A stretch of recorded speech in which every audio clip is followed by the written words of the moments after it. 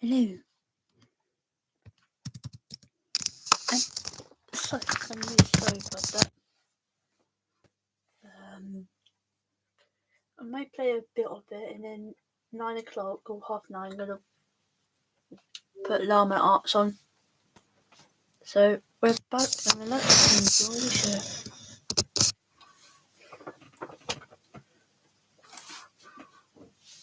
What the?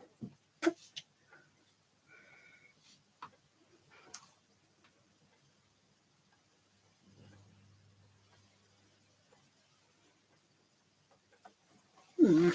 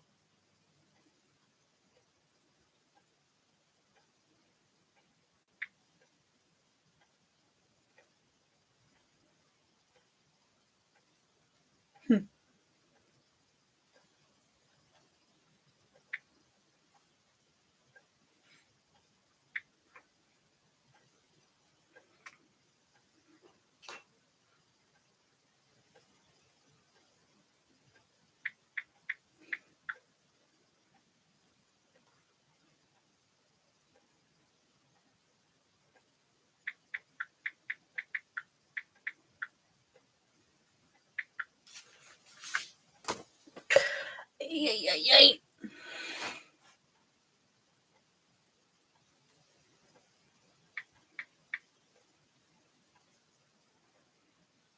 Oh my god.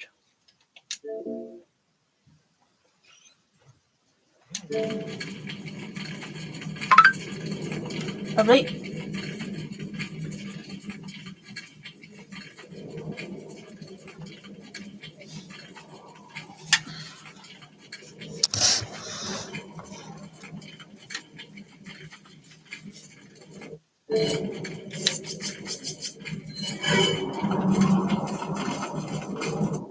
Verifica la presión de esa. Ah, shit.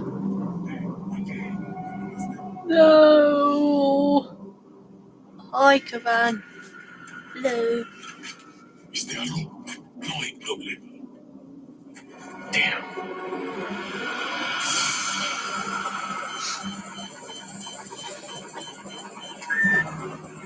Hey, it's about time. Sorry, bad traffic. I'll cover you.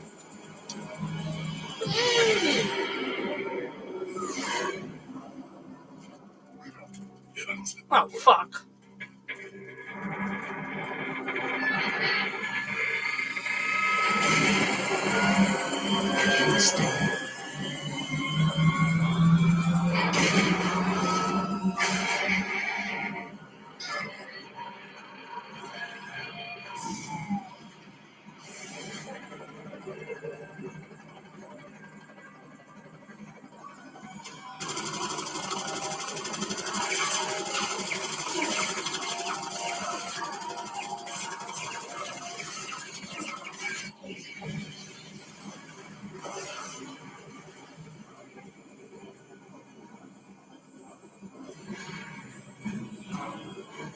Now that's what I call backup. My name's Mike. You looking for firepower, you come to the right place. Woo! Let's go!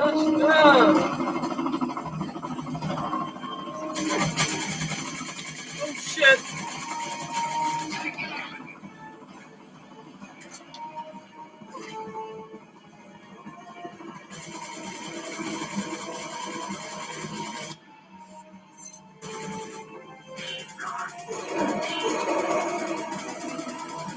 Thanks, man.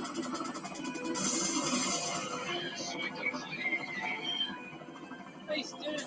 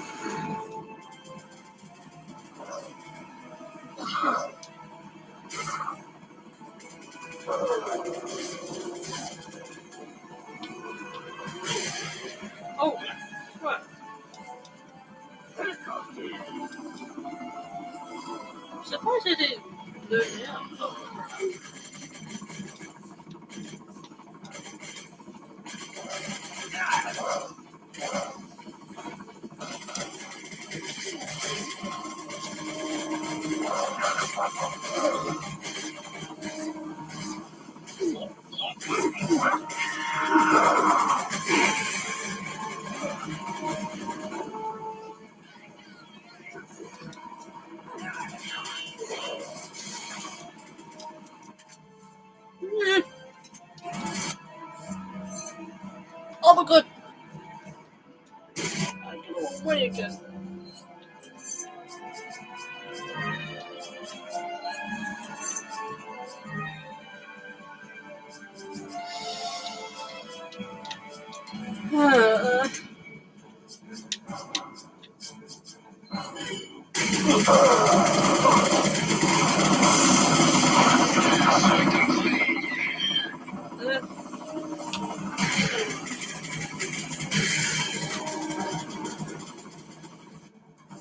Brilliant. Brilliant.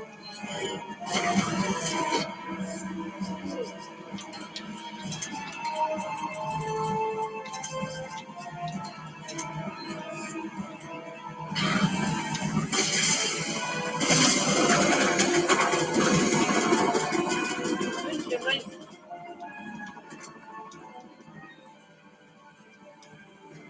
Let's go. Let's go here.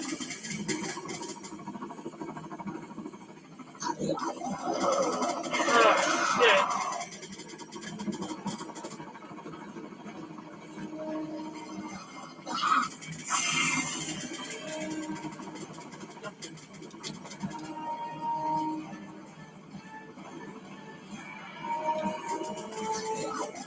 Oh, hello.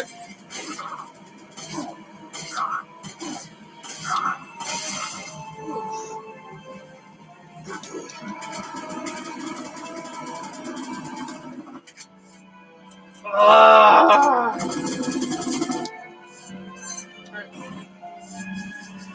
I put it. No. Shit. God damn it.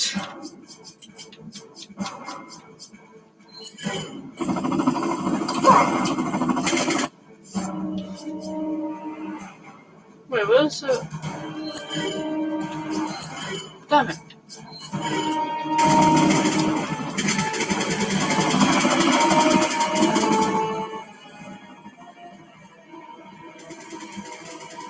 Where's...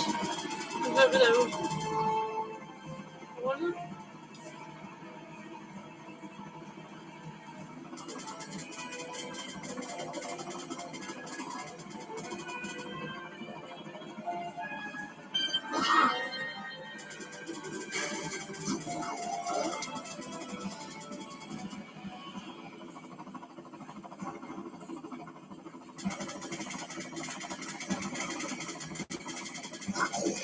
Ah, shit.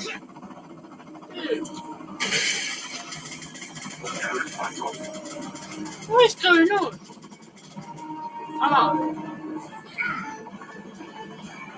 Oh, not you again.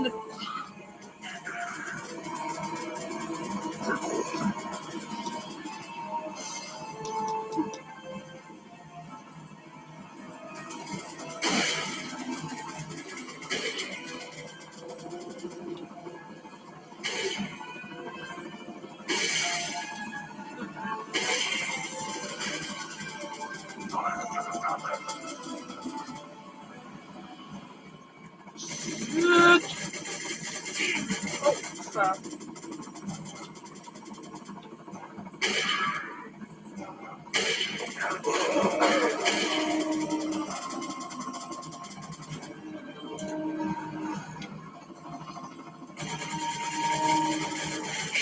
Oh, crap.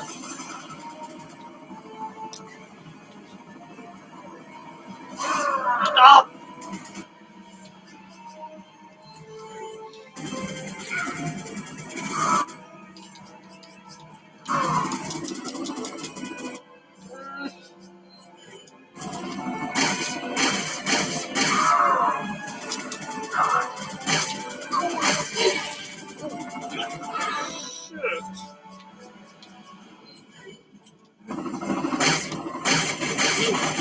Ow!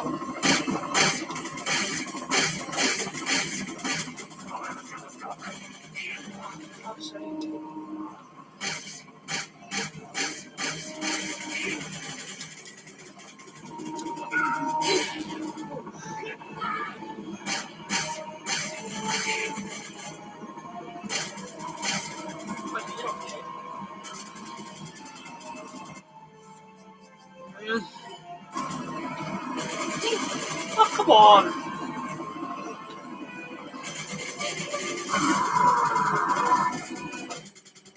Oh!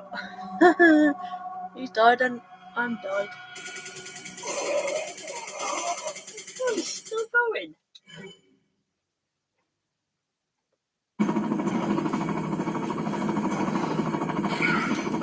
Oh, come on.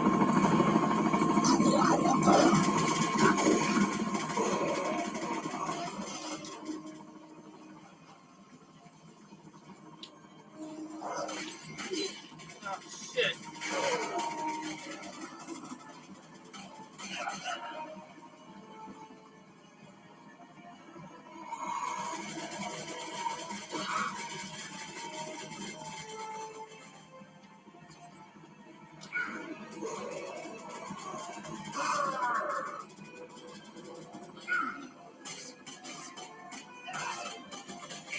Ah, shit.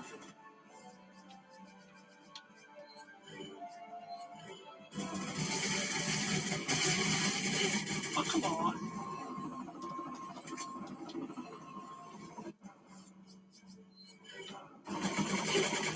Stop following me.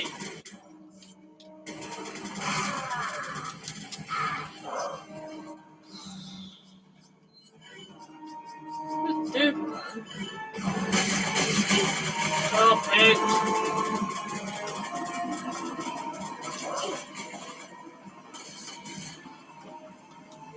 Come on. Just go down. Yeah, finally!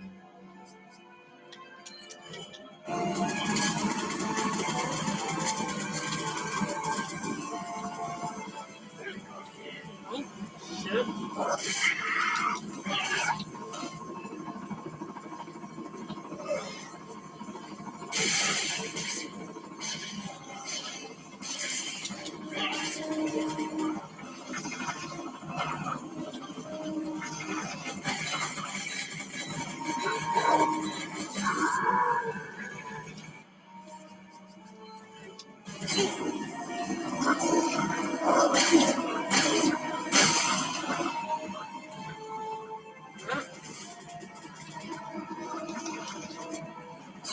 Oh, shit.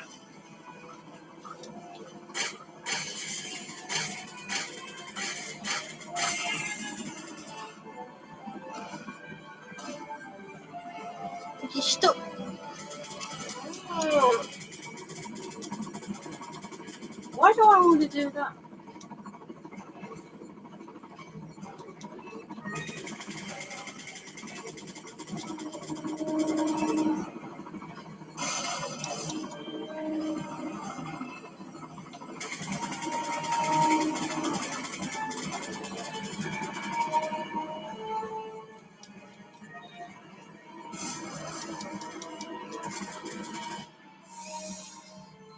Combine with that.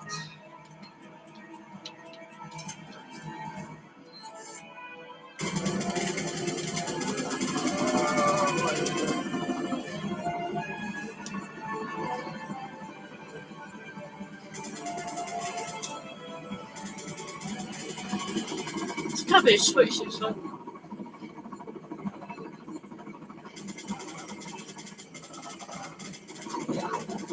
Oh crap.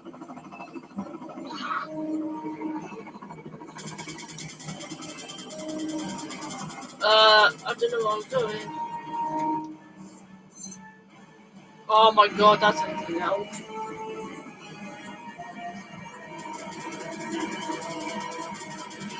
Is that switch over there? Maybe. I can't get down.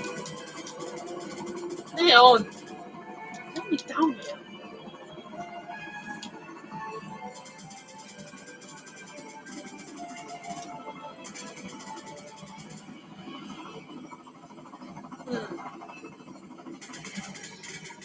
Oh, back here. What?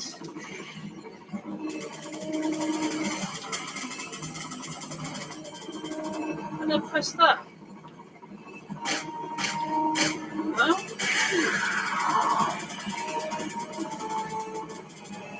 have no idea where I'm going.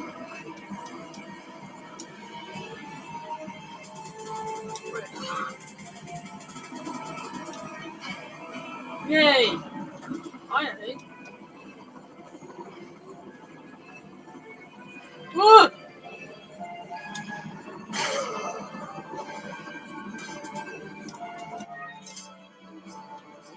Balls. God damn it.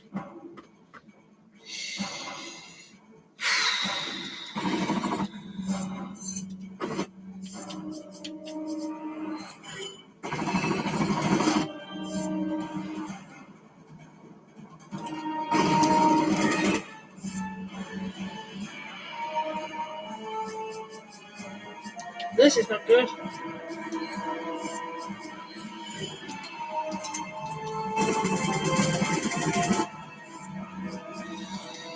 It's definitely not good.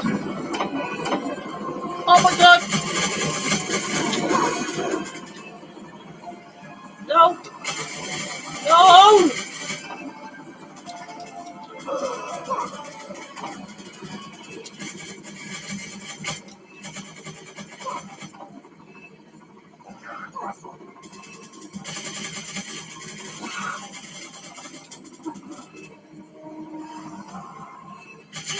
Ow.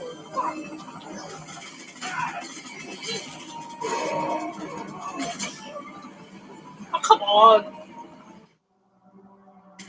Oh.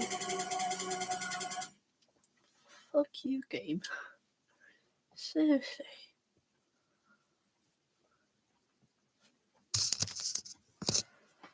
Back you.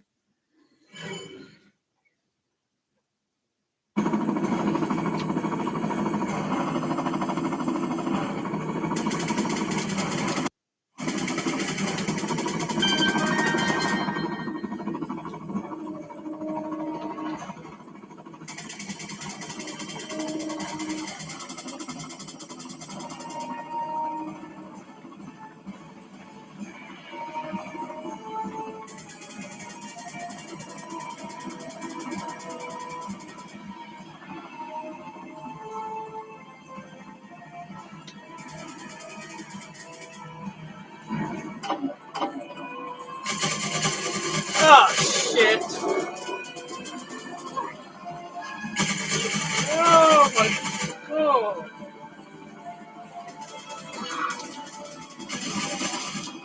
No, take it.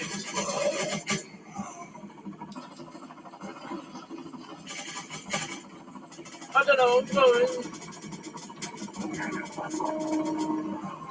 I'm gonna die.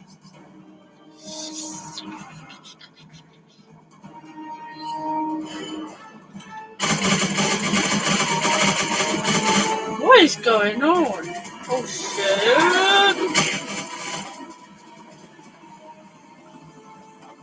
Hello. Oh, wait a minute.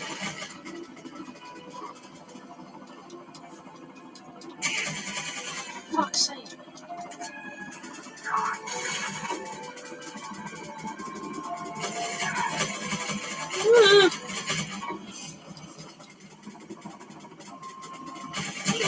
Oh, come on. No!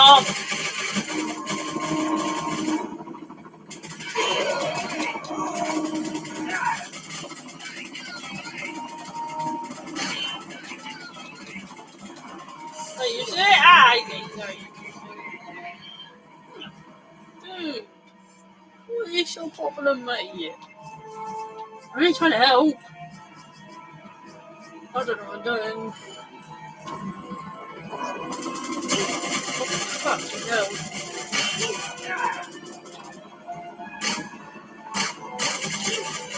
For sake.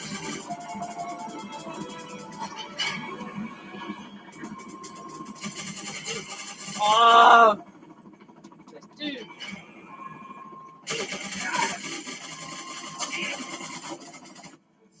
Where's my sniper?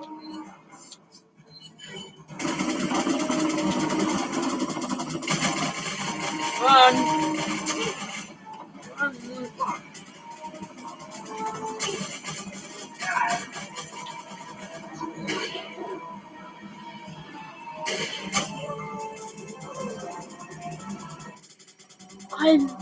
at aiming. I'm so bad at aiming. If I don't do that again, I'll be pissed.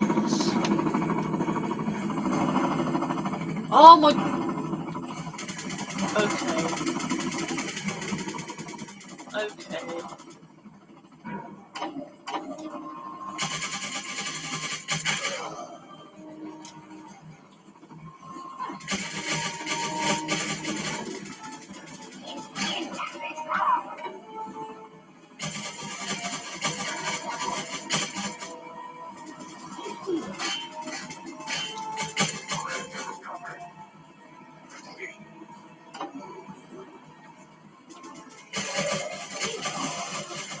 I can't! I'm having a good time on this. Man, it's not a good time here. I'm trying not to get killed. Oh, hello!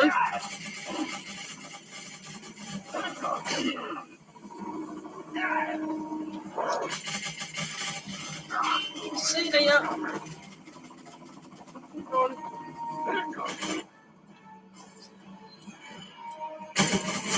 Ow! Stop being a shit.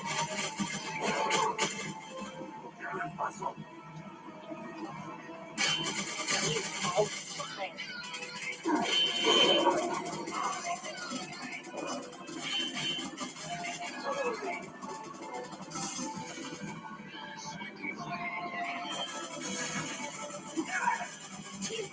Ow!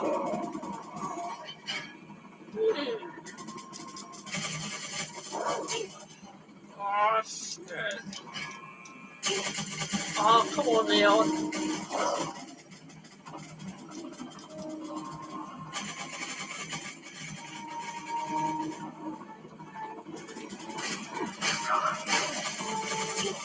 Shit.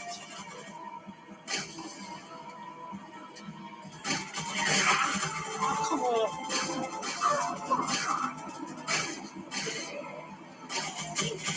Where are you coming from? Seriously, dude.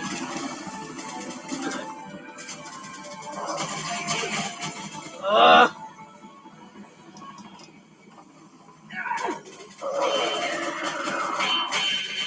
I'm having a good time of life.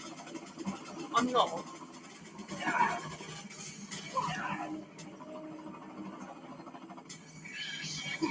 Right.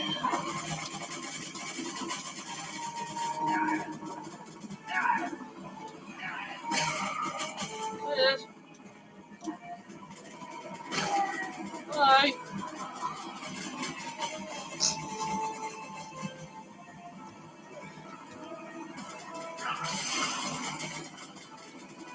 Dude. Wait. Why are you cutting?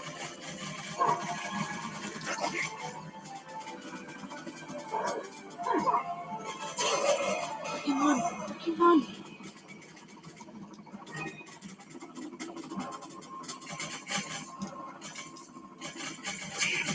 There you are. Ow! Dude.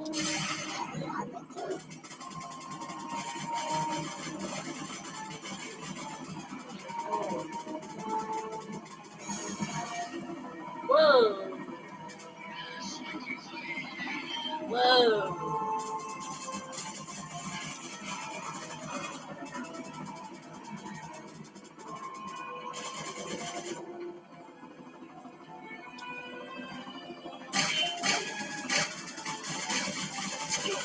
Shit.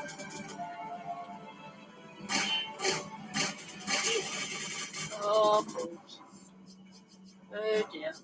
This is not good. This is definitely not good. Stop hitting me!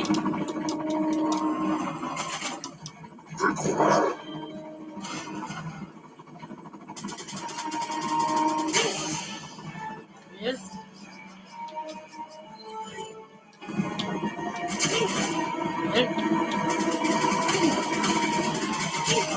Stop it!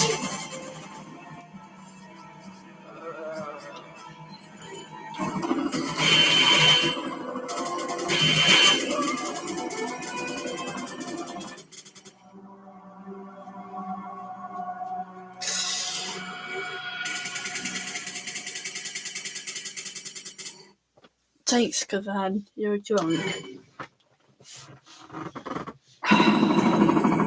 What? Let's do this again. Fuck's sake.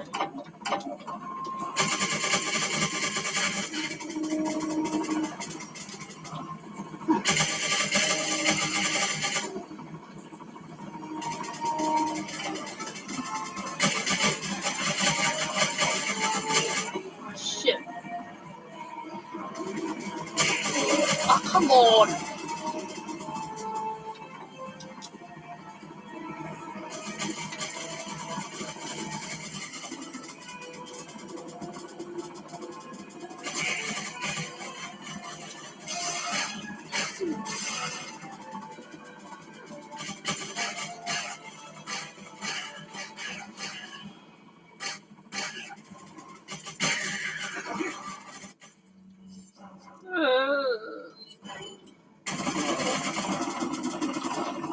What do I do? Oh.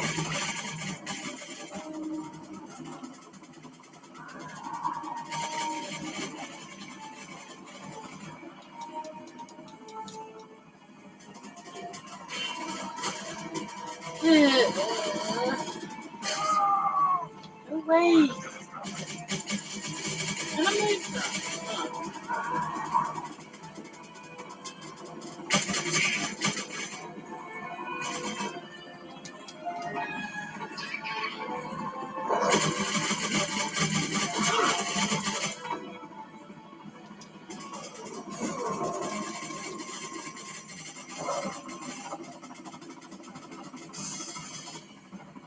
Thanks.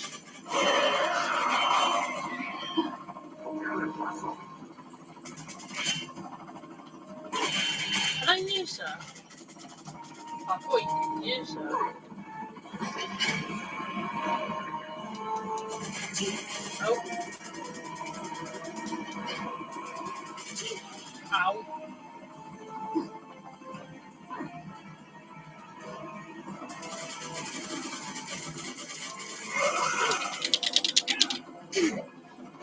Can't wait.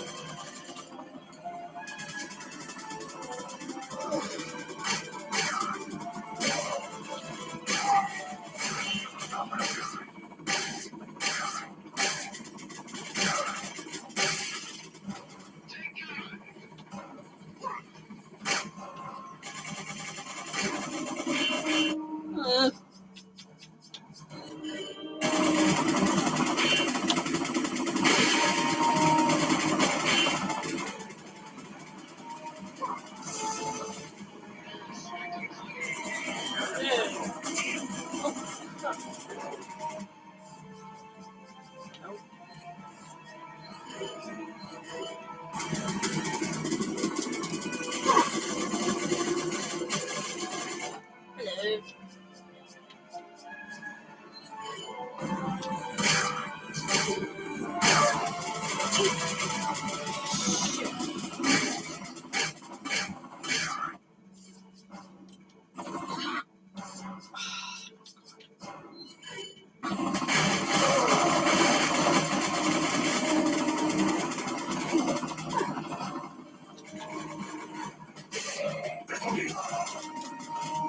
This is not good.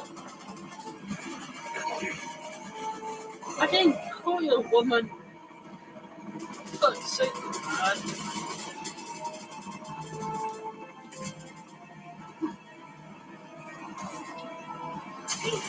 Shit.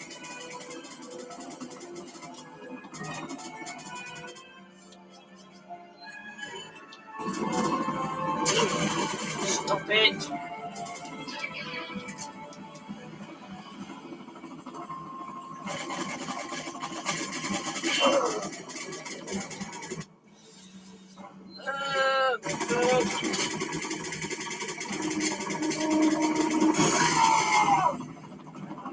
Thanks, mate.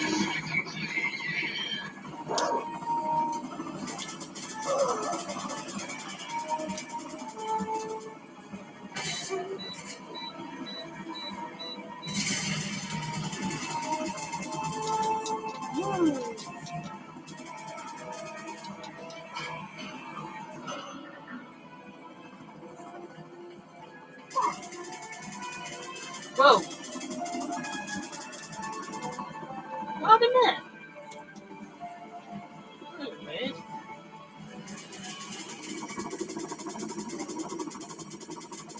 Let's get the fuck out of here. That was intense. I'm not doing that again. No!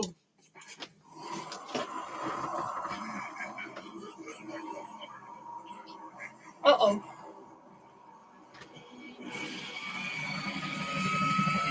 Take cover!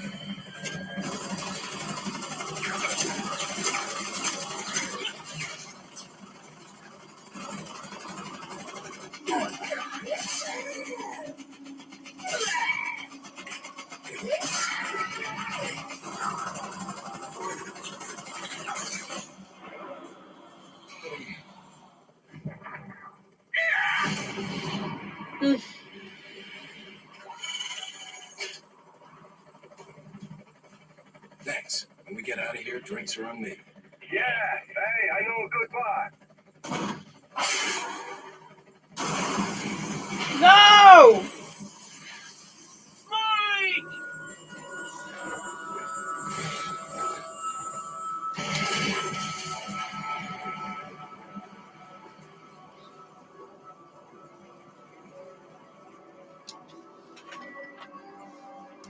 God damn.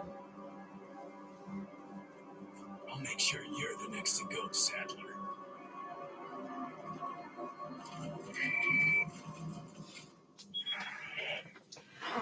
Ooh, I'm sorry, Leon. Sadler, you bastard! It's nothing to get all upset about. Don't tell me you've never swatted a bothersome fly. In essence, it's the same thing. What did you say? Insects' life doesn't compare to human lives. When you've acquired this power, you too will understand. Guess it's another good reason to get the parasite out of my body. I wish you luck.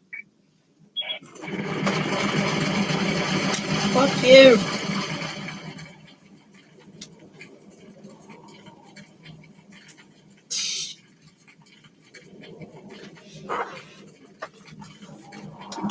God damn. Well, he's dead. Oh, Mike. What the hell? Why? Why did Mike have to die? I don't know.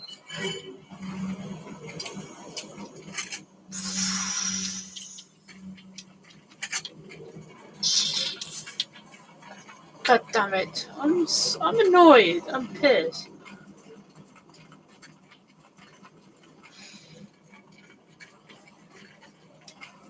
Mike. Make sure they pay. Yep. We will. We will. I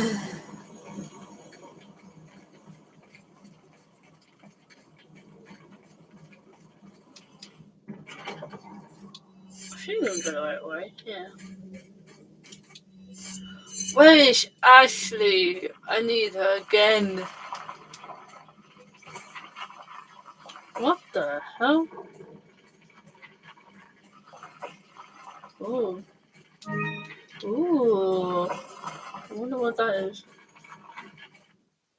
Oh, crap. Uh-oh.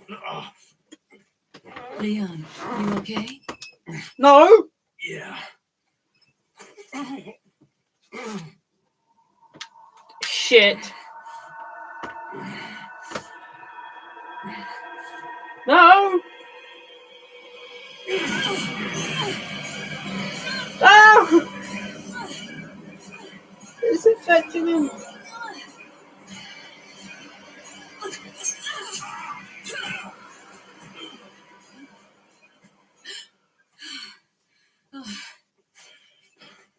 Sorry.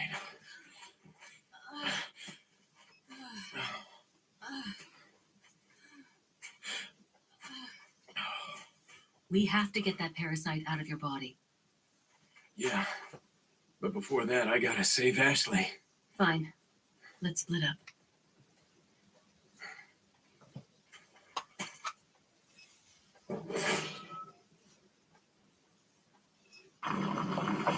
I don't want to split up. But I fucking have to, don't I?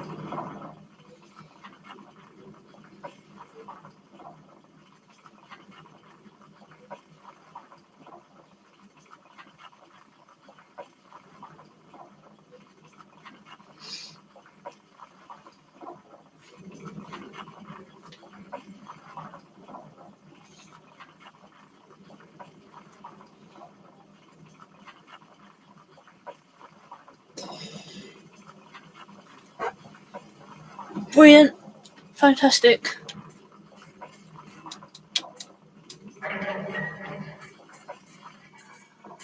Where did I... She went over there, didn't she?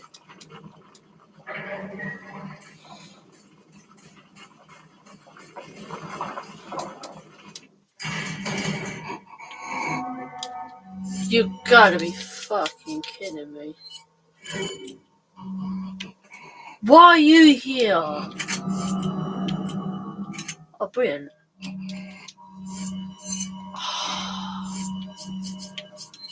Gonna use this then. Where are you, dick? You in there? I can hear him. Hang on.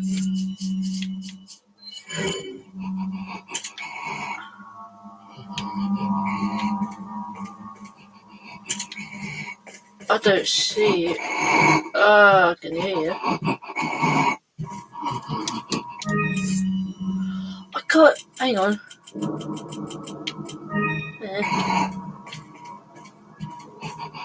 Oh!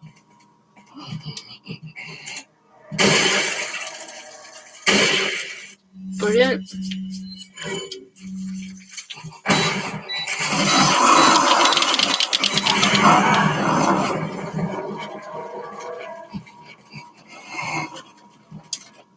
Oh my god.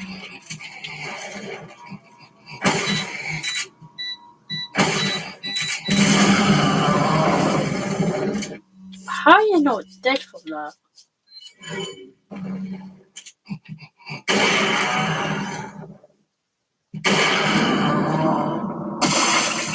There you are.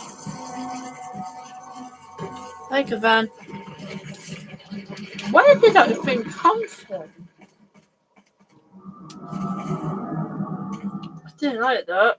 Oh wait, hang on. I didn't save. Hey. Let me save. Let me save the game.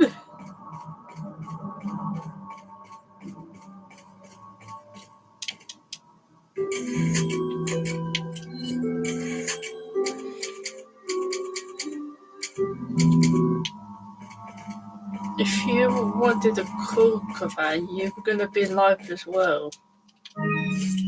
Ah, come on. Oh, yeah. Yeah, got full health.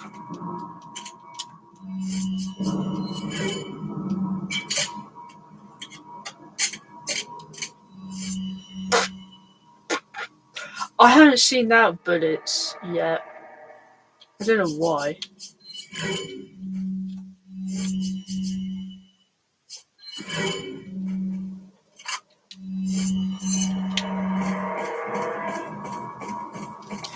Where's the dude? He's already back over there. No, thank you. I'd rather not. Oh. Ugh. Ah!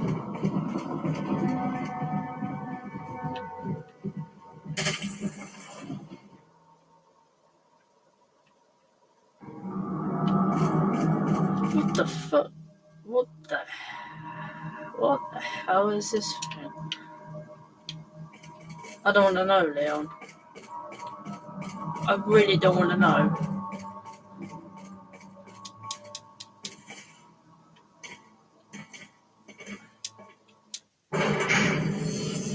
Ah, shit.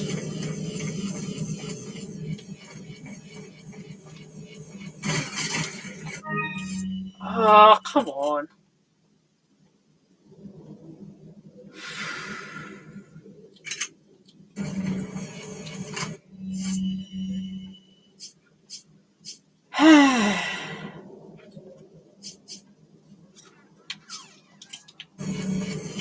mental health, sir.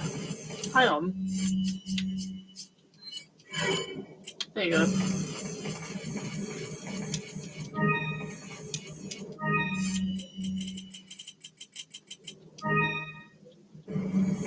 I need the dude. I need to upload.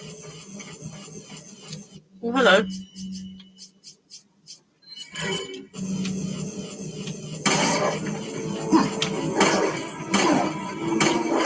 Oh, shit.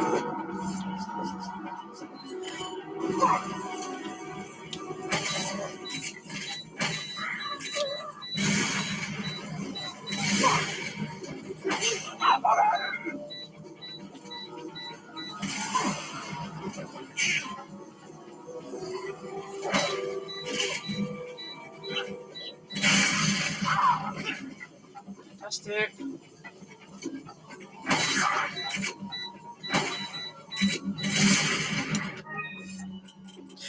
Fantastic.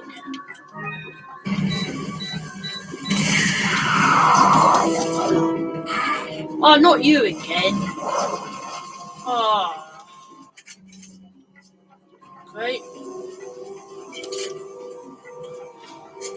Fantastic.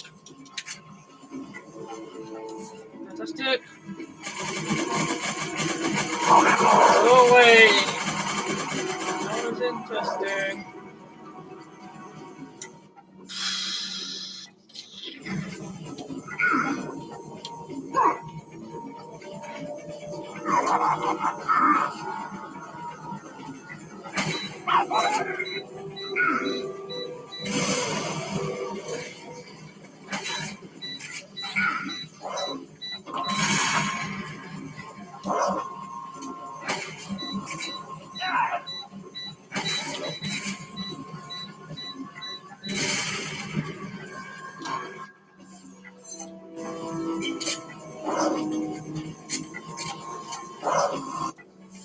Brilliant. Oh!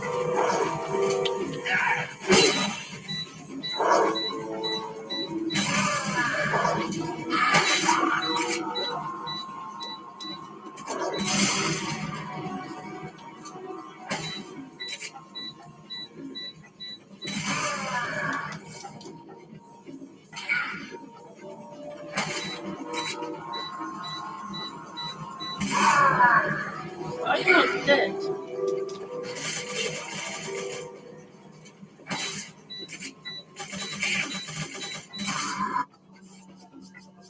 Die. Thank you.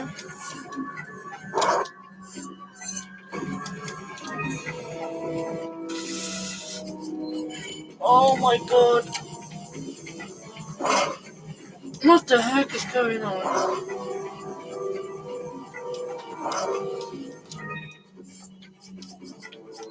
Fine.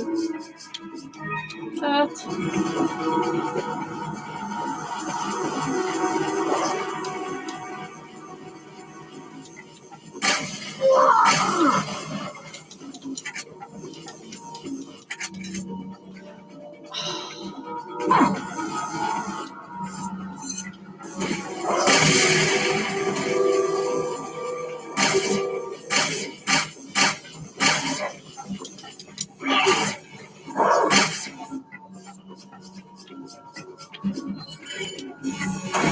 Oh shit.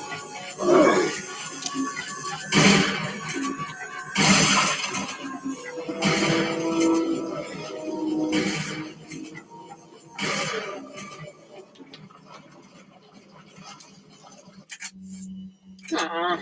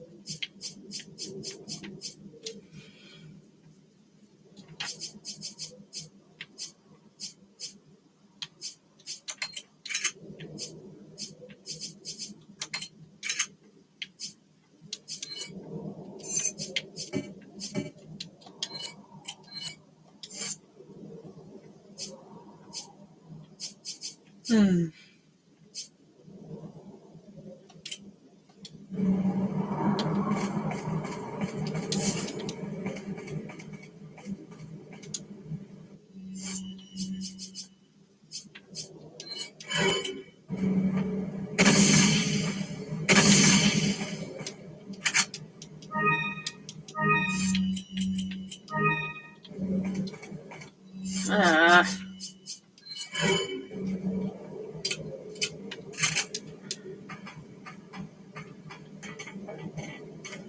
Oh, brilliant. Oh, yeah. What? I need a key card. Ah. Come on. Brilliant.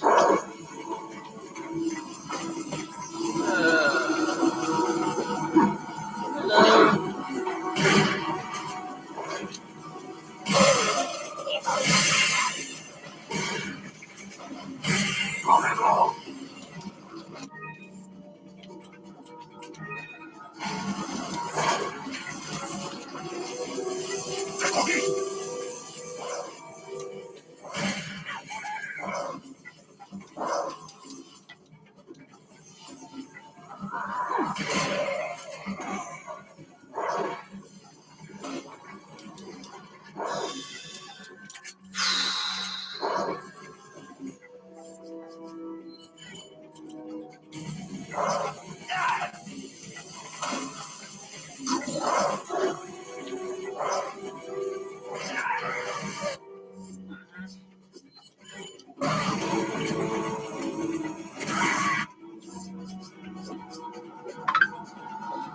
Who texts me now?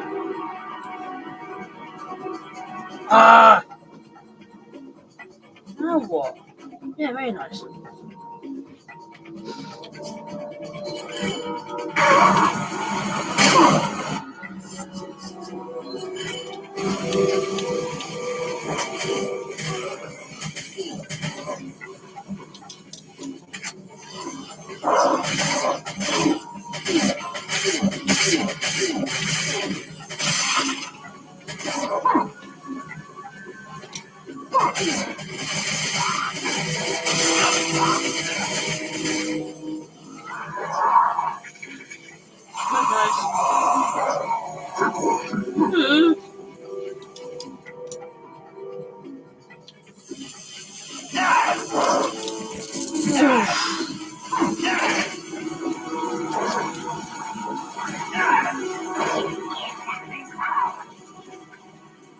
I know idea where to go.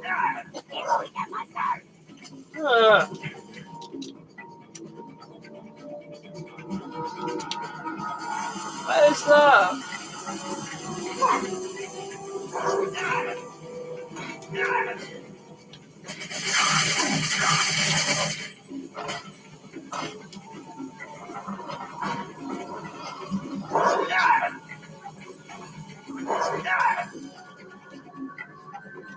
What?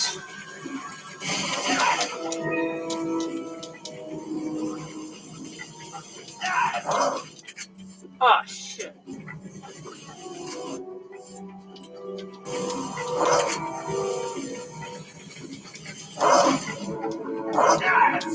Ooh.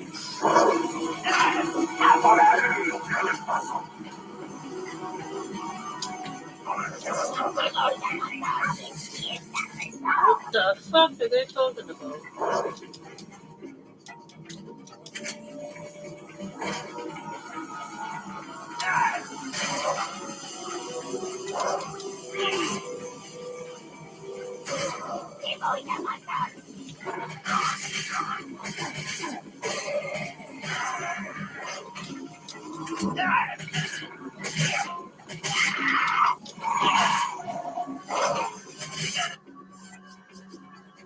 Yeah.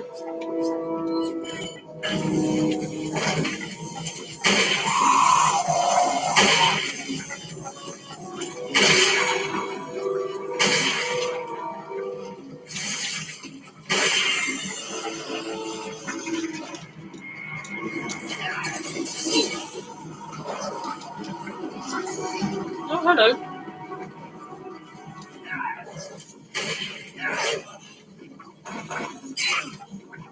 Ow!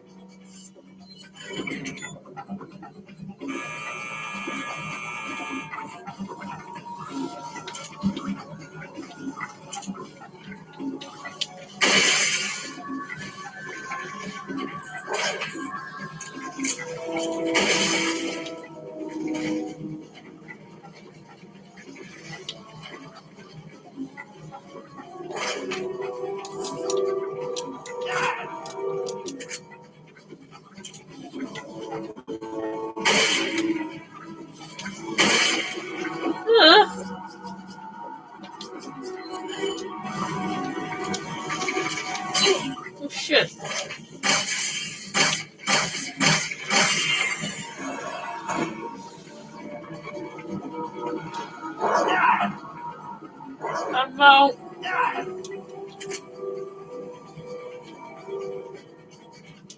Can I get out of here, please? I don't have to open.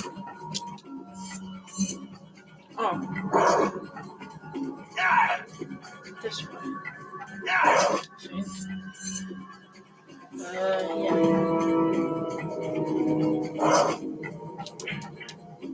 What? I'm so confused.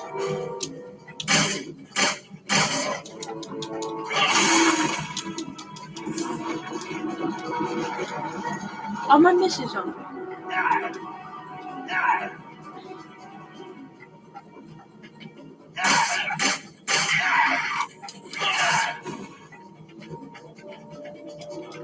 Oh, she went over side.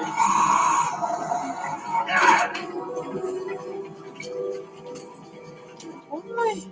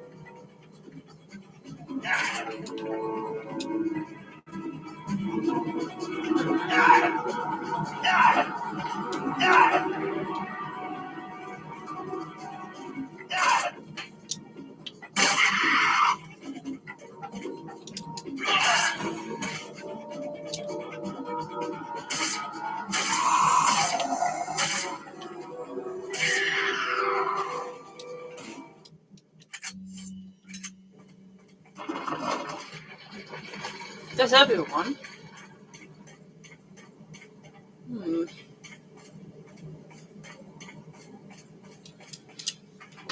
Oh, paper setting.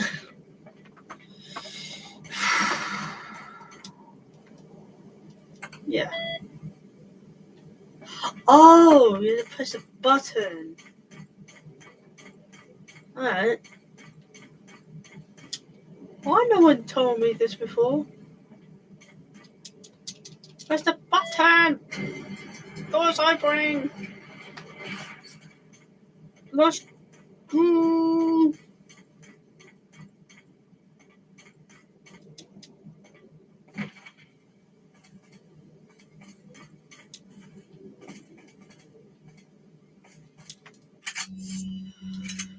Ay. This game laggy. Yeah, got a shotgun. At least my boyfriend gave me his cards.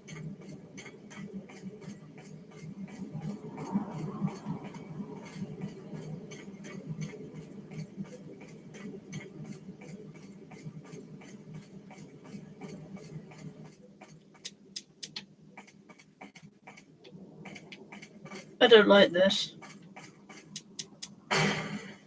Where's Ashley?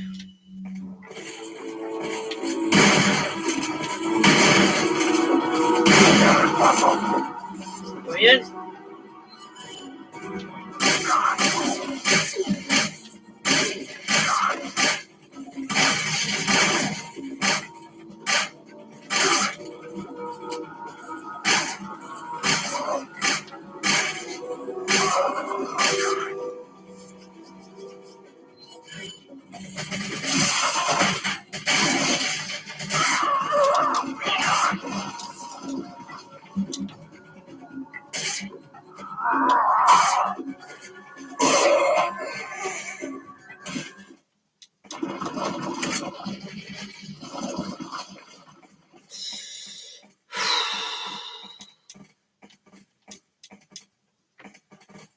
Ashley.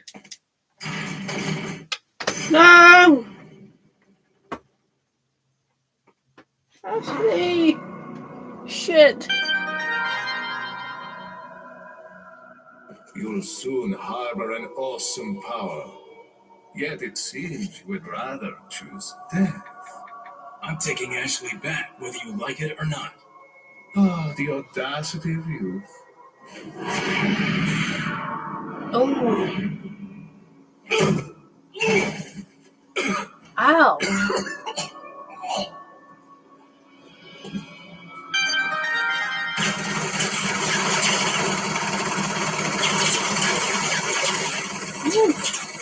Thanks, Ada. Leon, now!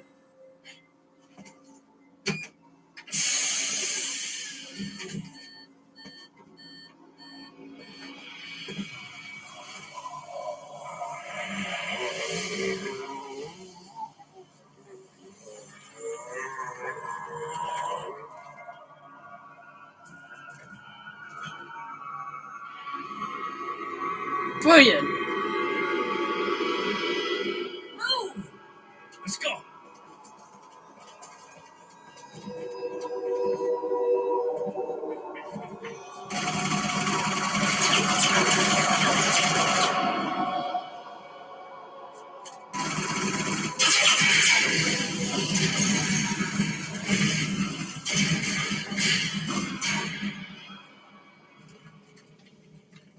Yay, Ashley, you're with me again. Yeah, the dude. Welcome. Welcome. Got a selection of good. What are you buying? Oh, you boy.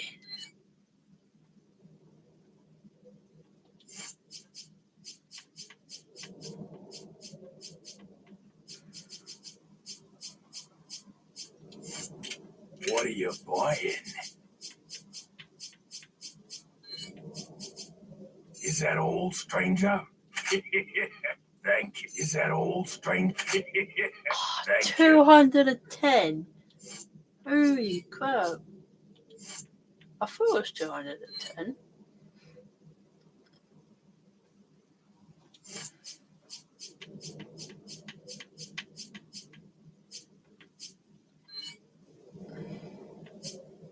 Is that all, stranger? Thank you. Come back anytime. 210 bullets. Shit. Oh my god. Oh crap. Where am I going? Oh.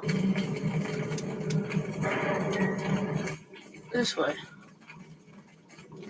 Whoa. Oh.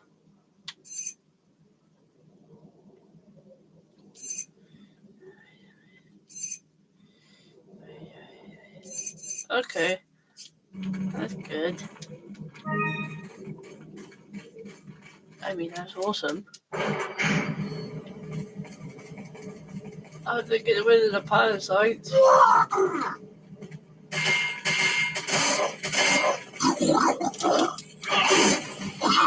Piss off. You idiots.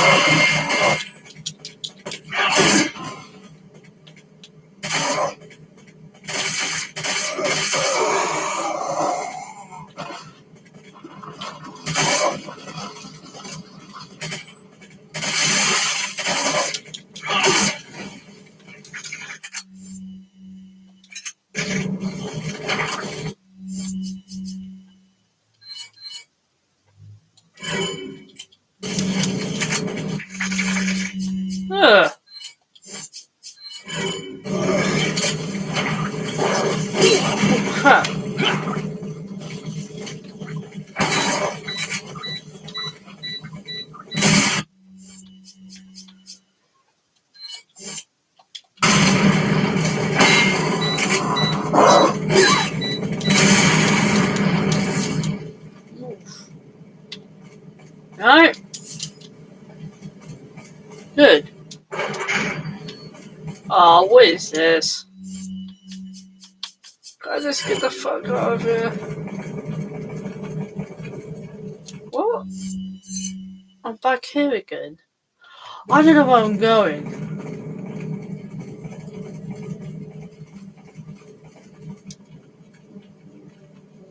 What are they going to do with her? You don't want to know, mate.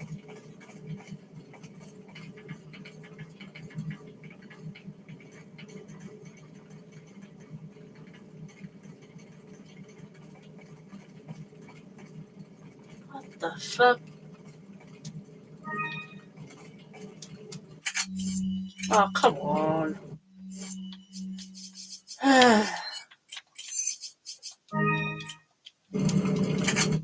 Finally. Why no one join my live? You watching Love Art in a minute.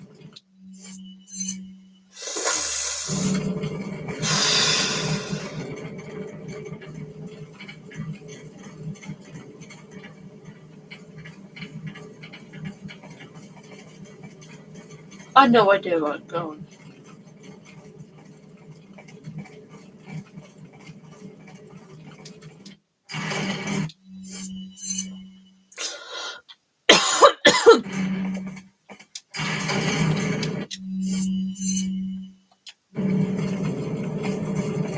You go down here?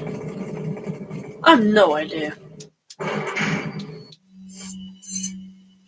Right. You turn.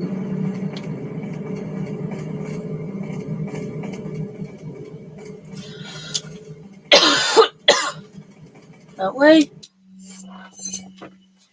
Huh. This way. Yay! Iron. This hunk of junk? I don't know about this, Leon.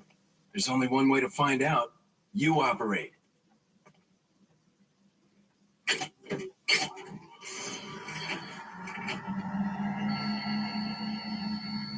You sure you want to do this? Yeah. All right. Here goes nothing.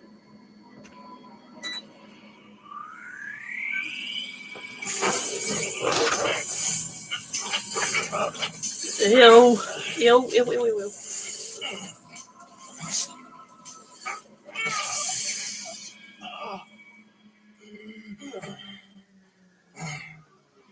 Yay! How are you feeling? Like $1 million. I thought you were gonna die. All right.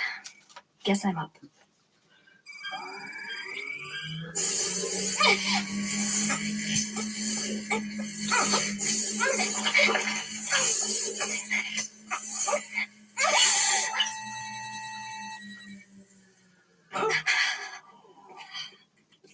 You okay?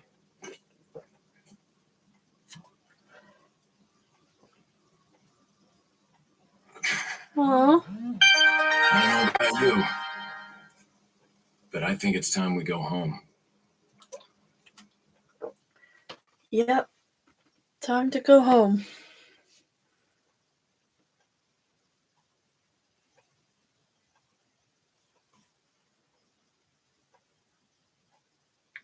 Huh?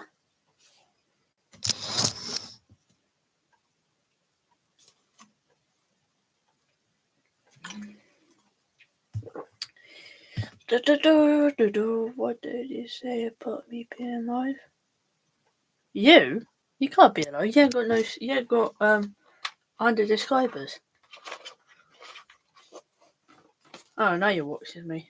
Thank you. Oh, we saved Ashley. Thank God for that.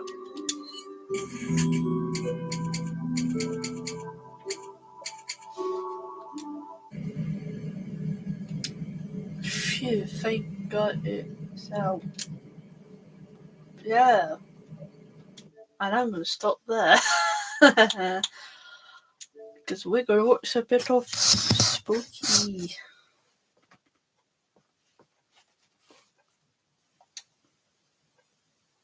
I don't like Mozart, so I do it.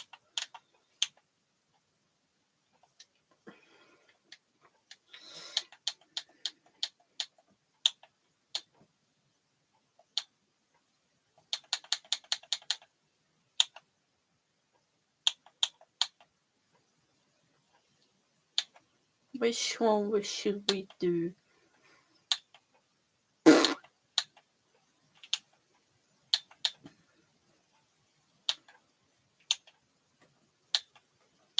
I don't know what should we do. What do you think?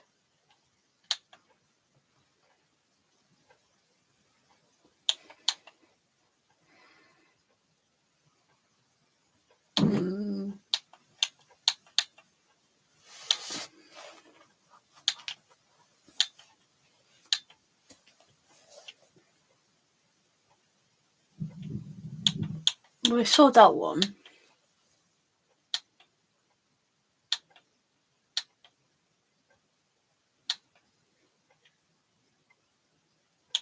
I haven't seen this one yet.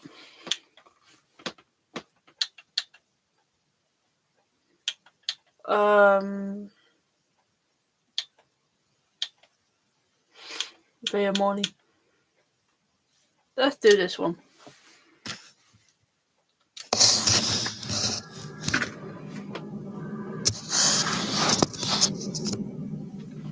It was Halloween night of 2007, freshman year in high school, and I was with my friends, Ivan, Ryan, and Jesse. We were all dressed as the Super Mario characters. I was Luigi since I was the second tallest. Ivan was Mario since he's short and buff. Not that Mario was buff. Jesse was Waluigi because he's freakishly tall and skinny, and Ryan was Wario because he's just really fat. So they were the perfect group costumes for us. We live in a very non-congested suburban neighborhood with a decent amount of space in between houses. On Halloween, that's the worst thing ever. Less bang for your buck. We were trick-or-treating for hours, way past dark, and eventually came the time when most trick-or-treaters were heading home. My feet started to hurt, and I had to constantly switch arms for holding the now 10-pound pillow sack of candy, but we planned on going until our bags were completely full. A lot of the houses by now weren't answering anymore. It was probably past their cutoff time for giving candy to trick-or-treaters. Approaching our next house, we saw a purple bucket on the stoop, which was the best feeling ever. I was the one to get close enough to realize it was empty, which was the worst feeling ever. I turned around when I heard a knock at the window of the house. We all looked at the window. Couldn't see anyone, but heard someone call out, "Wait." The door opened, and an older man, late 40s, already balding, stepped outside. He told us to come inside so he can get us some more candy. No. I said we could just wait out here. He responded saying something along the lines of, "Nonsense, come on in, we'll get you your candy." Ivan stepped in and said, "It's all right. Come on, Dan, let's go." I told the guy to take care and apologized. He just stood there watching as we walked off, not saying anything. I felt bad, but at the same time, that guy seemed like a creeper, and I figured I just dodged a bullet not going in there. If the story ended there, it wouldn't be scary. So, of course, it didn't end there.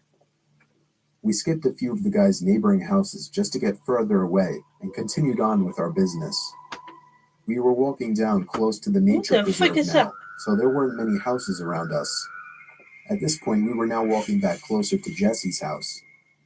I noticed Ryan had stopped walking, and I turned around to see what's up. He said he heard someone moving from behind the trees in the preserve.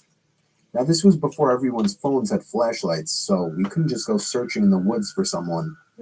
Besides, we were just telling Ryan that it must have been a raccoon or something.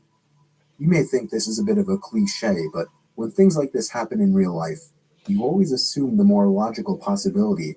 It's just natural. Why would we assume we were being followed? I had to put my arm around Ryan's shoulder and nudge him forward. A little ways down the street, me and Ivan picked up on the sound as well.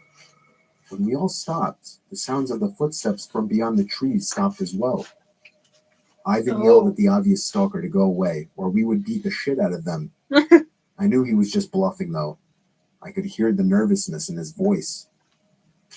The snap of a twig from beyond the trees triggered a fight-or-flight response in all of us. Me, Jesse, and Ryan all ran for it. Ivan was at first charging to attack, but he quickly followed after realizing we had all taken off. We ran down the dark street, and we all noticed the sounds of at least 2 or 3 pairs of footsteps crushing the twigs and leaves in the woods. We banked it hard right down Jesse Street when it finally came up and ran straight for his backyard, entering his house through the back door. The first thing we did was peek out through his living room window. We couldn't see anyone.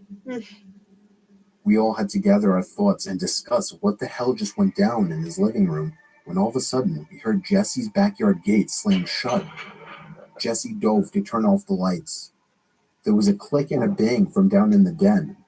It was more than likely Jesse's back door. We all agreed to go down armed with knives and face them.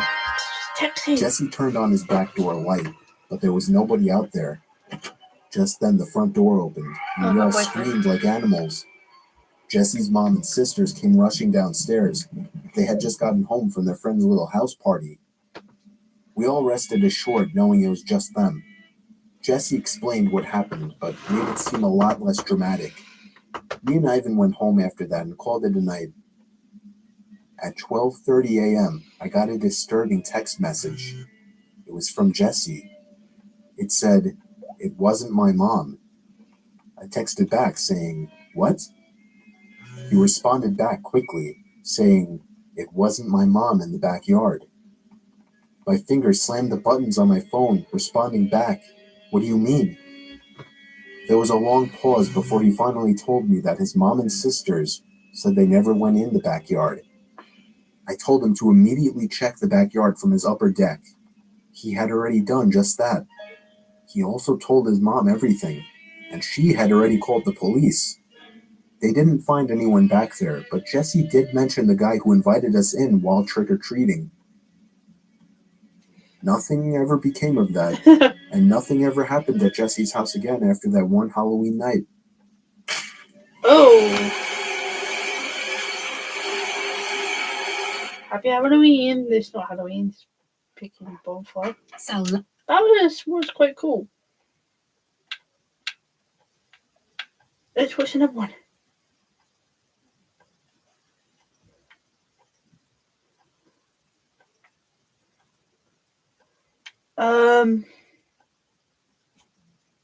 Which one do you want to watch?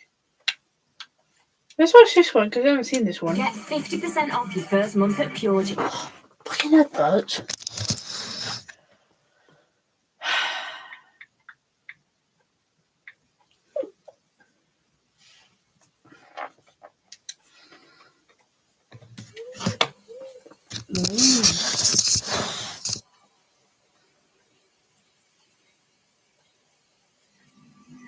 So me and a couple of my buddies went camping last summer alongside the Willamette River. We actually had a decent hike into the deep end of the woods. We did some night fishing, listening to music, and basically drank to the point where everything was funny later in the night.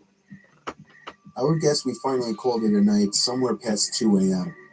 I shared a tent with one of my buds, while the other two shared another tent. We heard them laughing about something.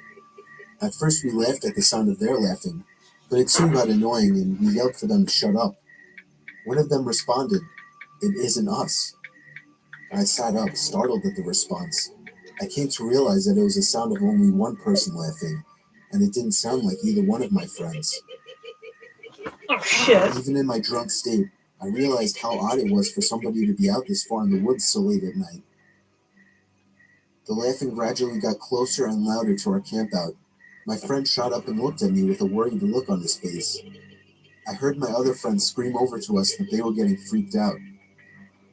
As the laughing got even closer, I could make it out very clearly to be the laugh of a male, probably in his 30s or 40s. He sounded like he was as drunk as us, messing around with friends, but we only heard his laugh, nobody else. There was something indescribably creepy about his laugh, too, as if it was missing something to it. You had to be there to understand what I mean. The laughing was now just at the edge of our campsite, Oh, fucking hell. but we couldn't hear any footsteps at all. Now that may not seem like a big deal. It was impossible to move through that without making noise. And finally, all of a sudden, the laughing stopped completely. Good. We had no idea where whoever that was standing, as he hadn't made a single stepping sound. We sat there in silence looking at each other. My friend was clearly freaking out, but he was keeping it together the best he could. Finally, something broke the silence. The sound of something rubbing against the cottony fabric of the tent. We saw the outline of a hand through the moonlight, pressing on the tent. We both screamed at the top of our lungs before getting out of the tent. We ran as fast as we could through the woods, our other friends following us. After about 5 minutes of running, we somehow found our car. I actually puked from running so much before taking the wheel. I don't condone drinking and driving, but I still believe we were just in this situation. By far the most horrific experience of my life. No idea who or what the hell that was. No one called or the what they police? wanted. Wow. That was actually quite good. Another advert. What's this one? Smiling Man. No, thank you.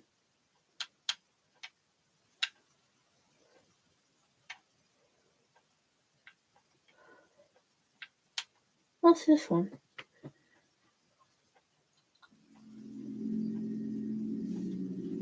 Have we seen this one? I'm 27 years old. I live alone in a rural town in Virginia, about 2 blocks away from my parents. My parents are both in their 60s, and my mom has become a very worrisome woman in her old age. No, we haven't seen this one. Activia presents Ah! Saucy, stretchy. God's sake, advert. I'm so sorry for about the adverts.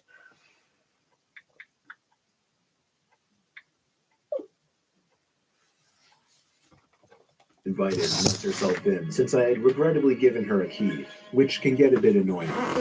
Like if I would be out really late on weekends at a bar or with women, I would sometimes come home to my mom sitting in the living room waiting, worried sick. I know you may just think, oh my God, that's crazy. Why not just put your foot down and tell her to stop? Well, because you don't know my mom. It's very hard to describe her, but she's the kind of worrisome, innocent Aww. little lady that you just can't bring yourself to go against. And I hate to mention, she also has mild dementia. Anyway, this was Saturday night. I think it was around 2 in the morning. I was at a nearby club with a group of college friends, really the only place to hang out in this boring town, and I was getting ready to head home. I said goodbye to all my friends and walked the 3 blocks it took to get back to my house. I walked up my front stoop in my drunken haze and dug my hand in my pocket for my keys. When I grabbed the doorknob, I realized it was unlocked. My mom was here again. I quietly opened and shut the front door, locking it behind me. I put my keys on the kitchen counter and found a note written in my mom's handwriting saying, "You forgot this at our house, next to the box of half-eaten cake my parents didn't want." I didn't see my mom anywhere, so I assumed she must have gone upstairs to sleep in the guest bed until I got back, which is something she would commonly do as well. Then I heard footsteps upstairs, confirming it, and that's when I sighed once again. 27 years old, almost 3 in the morning, and she still has to wait up and treat me like a child. I ran upstairs to check the guest bed, empty, along with all the bathrooms. I was afraid Mom was having one of her episodes due to her condition, so I ran to the phone to call my dad. After 4 rings, my dad picked up in a groggy voice, asking what the hell is the matter. After I told him that I heard Mom wandering around upstairs in my house, there was a short pause, and then he said, "That's not possible. She's sleeping right next to me." Shit. My mouth fell open as I turned my head to face the dark upstairs, and just barely by the light provided by the kitchen, I could see a head peering around from the corner at the top of the stairs, looking down at me. I screamed into the phone as I ran out the front door and down the street to my parents' house, explaining to my father Thank on you. the way. About halfway there, my dad told me, "All right, I'm going to call the cops," and hung up. I made it to my parents' house, where my mom was already waiting at the door, worried sick. My mom explained that she did come over to clean my kitchen a little bit and to bring over the cake they didn't want. 2 police cars pulled up in front of my parents' house, where they escorted me and my dad down the street to my house. One officer stayed outside with us, while 2 others went inside to investigate. It felt like 15 minutes before they came back outside and said it was clear. They checked the crawl space, the attic, everything. There was really nothing for me to report, other than the door was left unlocked and I saw the outline of a head upstairs before I ran for it. Oh my Still, I God. didn't feel safe sleeping in there that night, so I went back to my parents' house.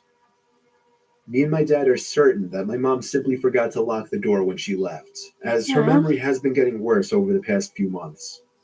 My dad has been stopping her from coming over alone from now on, which makes me both sad but also relieved.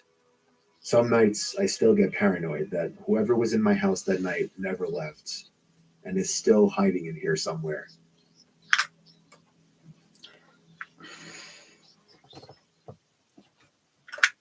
Oh, wow. Oof.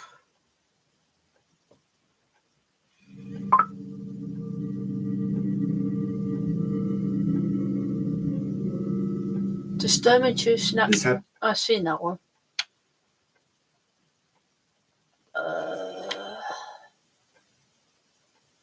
Kavan, what are you texting? Which one I haven't seen? Have I seen this one? Go away.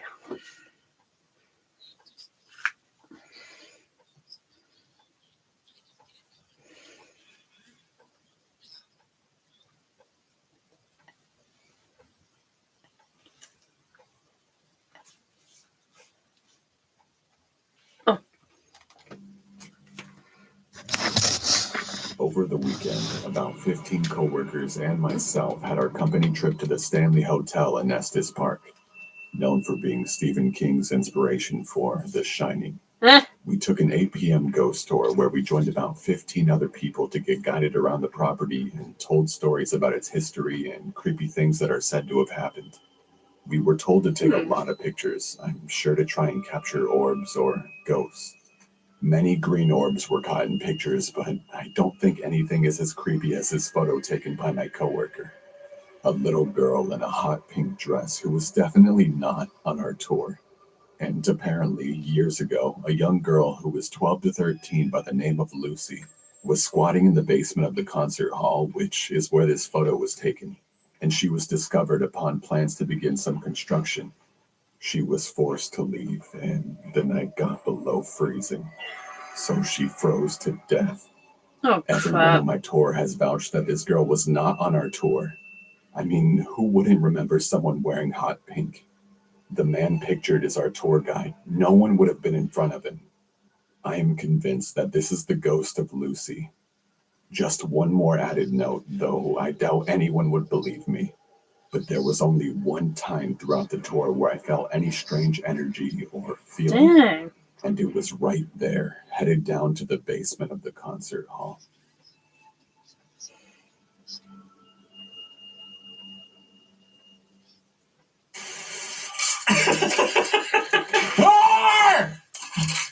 What? What's that? Plain white sauce? What the freak? Try to complete sets. Wow. to an end. It was a Tuesday night when I was turning in my last essay for history. I left it to the last minute, and the teacher actually made me complete it before I could go home. I hated my teacher for that. Around 8 p.m., I had finished that goddamn essay and was walking home. The rain had stopped, and there was a beautiful sunset. Suddenly, I noticed something.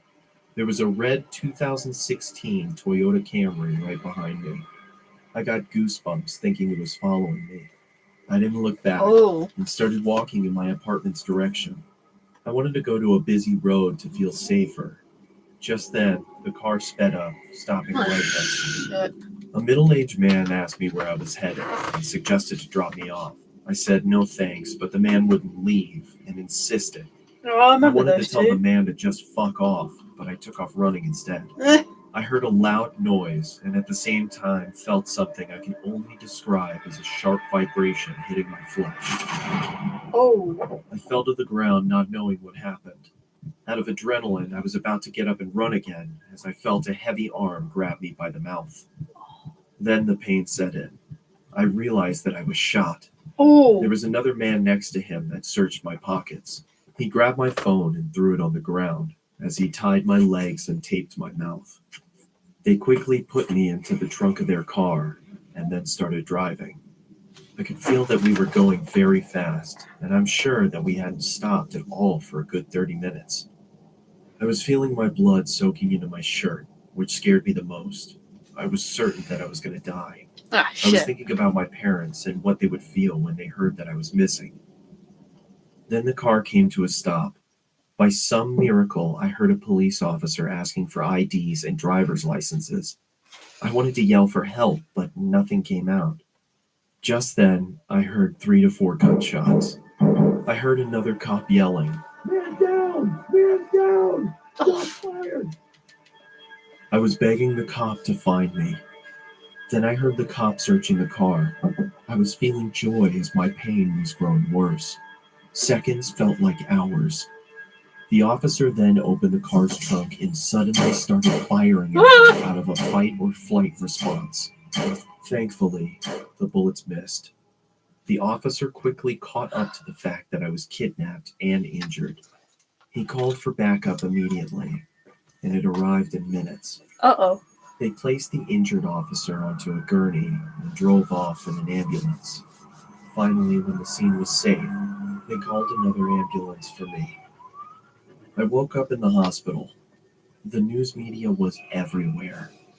I was fine after a few days, but later learned that the officer that was shot didn't make it. I don't know if those men are Aw. still alive or rotting away in a prison for killing an officer. I don't want to know what would have happened if those officers hadn't stopped the car. Whoa. Yeah. That was quite wild. Right, we're going to watch one more and then I want to watch this one because I remember Rec and ABC leave-in treatment. Corey watched this. So this is not going to be fun. So good luck. The fat man was my least favorite customer. You could smell him come in before you saw him. Nearly 7 feet tall and at least 400 pounds. The guy had a distinct smell. Something like cinnamon and burning hair. I didn't dislike the man because of his appearance or odor, though. No, I hated whenever the customer, Brad, came in because he ate his pizza like he was going to war. Brad would settle his bulk into a corner table, then order our largest deep dish pizza to start. That was his appetizer. He liked to work his way through our hot and ready menu. If a particular item caught his attention that day, he ordered double. His mid-meal break was a triple order of crazy bread, an order of wings, and all of this was washed down with liters of Diet Pepsi. What? The way Brad ate terrified children and ran off other customers. He hit the pizza harder than the Allies when they stormed Normandy Beach. Globs of sauce and chunks of crust went flying in every direction when Brad chewed. It was like someone set off a hand grenade inside of a lasagna. His shirt, cheeks, and table were splattered each session before he was halfway done. Anyone sitting within a dozen feet of Brad was in danger of being struck by debris. And the sounds he made when he ate. And I still have nightmares about the slurping, chomping, gurgling, moaning sounds. Suffice to say, no one ever wanted to wait on Brad when he visited our Little Caesars. So, as the manager, that duty usually fell onto me. We tolerated Brad scaring away our other customers because there really wasn't a legal reason to ban him. That is, until one morning in January, when Brad waddled into the restaurant holding a small cooler, took his usual seat in the corner, and ordered every cheese pizza that we had in the kitchen. Brad, I think we've got about 80 pizzas cooling back there, I told him. How many do you actually want? 80 is a good start. What? But you'll need to keep them coming. I have an appetite today. What's in the cooler? Brad grinned. His teeth were awful. Oof. Just some toppings I brought from home. We don't really allow that. Do I need to register a complaint with Little Caesar's main offices again? I sighed. Fine. Whatever. Just don't make a mess. Brad lifted his cooler onto the table and started poking around inside while I walked back to the kitchen to give them his order. When I returned with Brad's Diet Pepsi and first pizza, I nearly gagged when the smell from his cooler hit me. Inside of the box were dozens of plastic baggies arranged around a few ice packs. The baggies were smeared with a thick pinkish fluid and contained gray chunks of what I had to assume was meat. Whatever it was reeked like it was spoiled. You can't eat that, I said, setting Brad's order on his table. The food in your cooler has gone bad. Brad just smiled and popped one of the gray blobs into his mouth, then licked the pink fluid from his chin. I retreated before my stomach betrayed me. The rest of the staff and I barricaded ourselves in the kitchen as well as we could. Every few minutes, I would run another pizza out like I was charging across a battlefield, dodging cannon fire.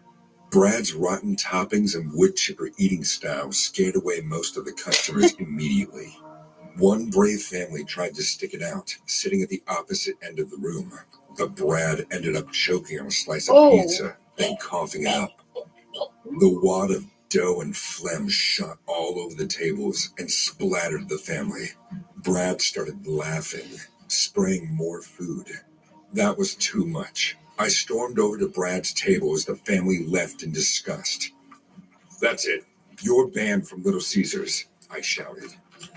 Brad just continued to munch. But I haven't finished. Finish up then.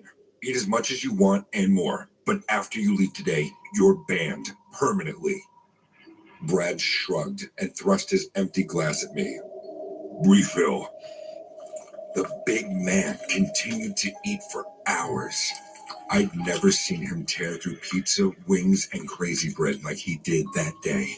At one point, he slouched over, and I thought he was finally done. But then he popped up and beckoned me over with one swollen hand. I didn't know how Brad could possibly keep eating. The buttons had popped from his shirt, and his belly spilled over his legs. I want to try some of my toppings warm, he said, nodding towards one of the disgusting baggies. Toss those in the microwave for me. Absolutely not. If you do, I promise I'll leave here in the next hour. I pulled my shirt over my nose and tried to defend against the stench and gingerly picked up the baggie with a napkin. I hurried back to the kitchen, poured out the vile gunk into a bowl, and put it in the microwave. The odor was overwhelming, and I knew we'd need to air out the kitchen for days to get rid of it. I immediately regretted listening to Brad's request. Maybe it was time to call the cops and have him tossed out. More! I heard him yell from the dining room. Stack them high. And I need a refill. Since I was watching the microwave, my assistant manager Bianca was the one who had to run out the next tower of pizzas and a 2-liter. The microwave beeped, and I extracted the foul contents. When the steam cleared, I nearly dropped the bowl. Not because it was hot, but because outside of the little baggies, I could finally get a clear look at the toppings Brad had brought from home. Most were unrecognizable lumps of pink brown, but one object was unmistakably, undeniably the bottom half of a human ear. I placed the bowl on the counter, my face cold with shock. Before I could decide how to react, there was a shriek from the dining room. I made it to the kitchen door just as Bianca came running inside, clutching her arm. At first, I thought she got pizza sauce all over her hand. There was so much red. Then, I realized all of her fingers on her left hand except for her index and thumb were gone. Nothing but raw stumps.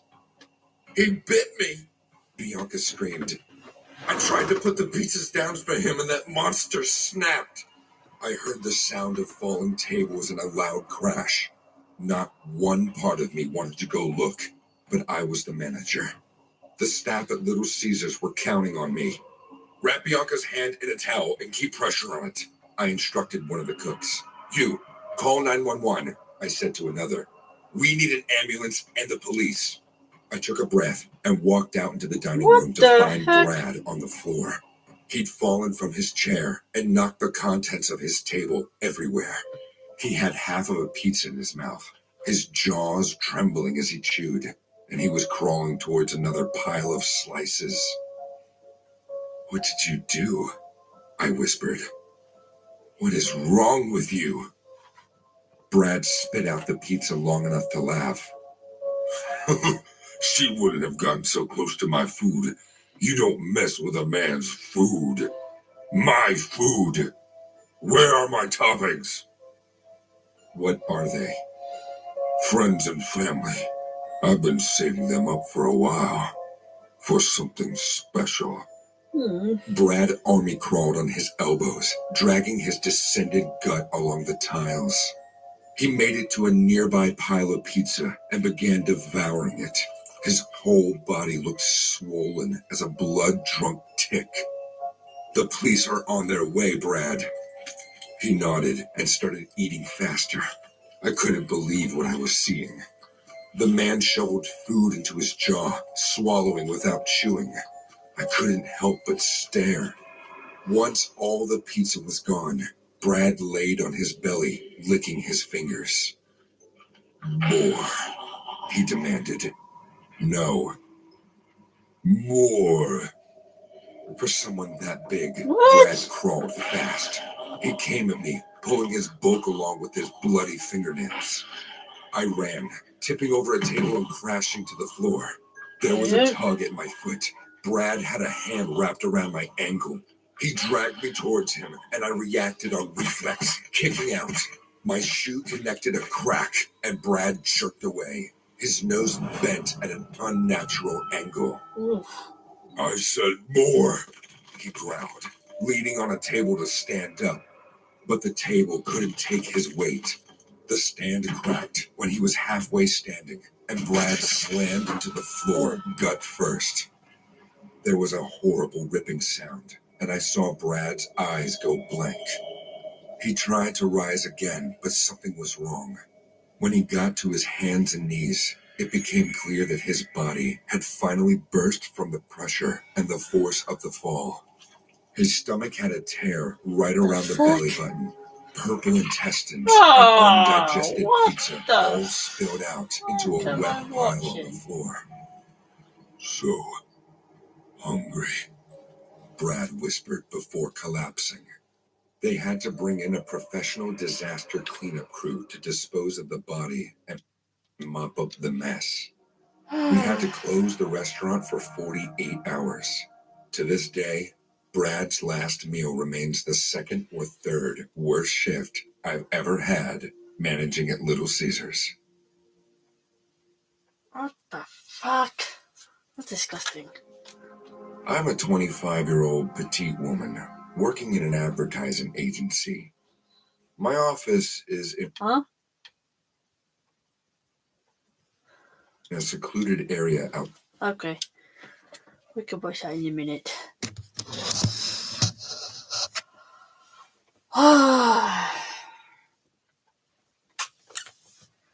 Right. I'm gonna leave it there. Hope you guys like my videos. Hang on.